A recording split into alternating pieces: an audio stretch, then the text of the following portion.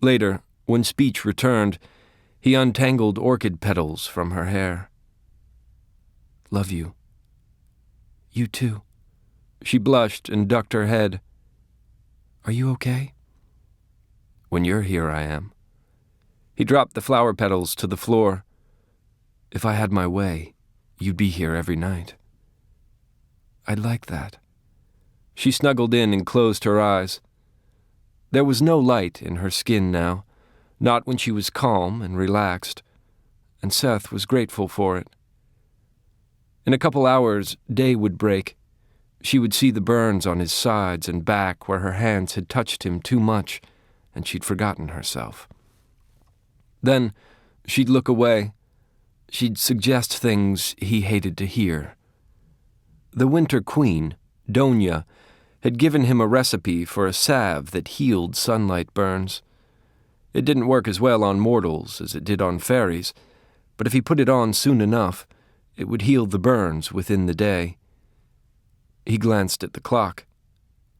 Almost breakfast time. "No," Aisling murmured. "It's time to sleep." "Okay." He kissed her and held her as long as he safely could. He watched the clock, listened to her even breaths as she fell deeper into sleep.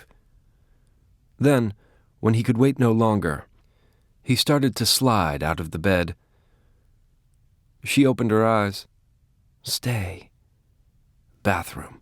Be right back." He gave her a sheepish grin in hopes that she wouldn't ask any questions. Since she couldn't lie, he did his best to avoid lying to her in return, but they'd been down this road a few times. She started to look at his arms, and he knew neither of them wanted to have the conversation that would follow, the one where she told him she shouldn't come when she was like this, and he panicked at the thought of her being at the loft with the Summer King instead. She winced. "I'm sorry. I thought you meant you weren't hurt." He could argue, or he could distract her. It wasn't a difficult choice to make. When Aisling woke, she propped herself up on one arm and watched Seth sleep. She wasn't sure what she'd do if she ever lost him. Sometimes she felt like he was all that held her together. He was her version of the vine that wrapped around the summer girls, the thread that kept her from unraveling. And I hurt him. Again. She could see the shadowed bruises and bright burns on his skin from her hands. He'd never complain about it, but she worried. He was so breakable in comparison to even the weakest fairies. She traced her fingertips over his shoulder, and he moved closer. And all the weirdness of the past few months, since she'd become Summer Queen, he'd been there. He didn't ask her to be all mortal or all fairy. Instead, he let her be herself. It was a gift she couldn't ever repay him for. He was a gift. He'd been essential to her when she was a mortal, and he had only grown more important as she tried to keep steady in her new life as a fairy queen. He opened his eyes to stare up at her. "You look like you're far away." "Just thinking." "About?" He quirked his pierced brow, and her heart fluttered, exactly as it had when she'd tried to be just friends with him. "The usual." "Everything will be fine." He rolled her under him. "We'll figure it out."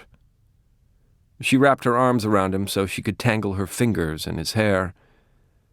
She told herself to be careful, to moderate her strength, to not remind him that she was so much stronger than a mortal.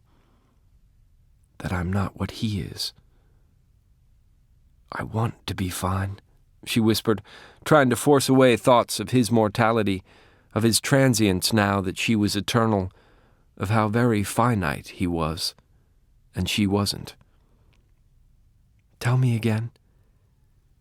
He lowered his lips to hers and told her things that didn't require words. When he pulled back, he whispered, "Something this good can last forever." She ran her hand down his spine, wondering if he'd think she was weird for wanting to let sunlight into her fingertips as she did so, wondering if it would only remind him of how not mortal she was now. I wish it could always be like this, just us. There was something she couldn't read in his expression, but then he pulled her to him and she let go of thoughts and words.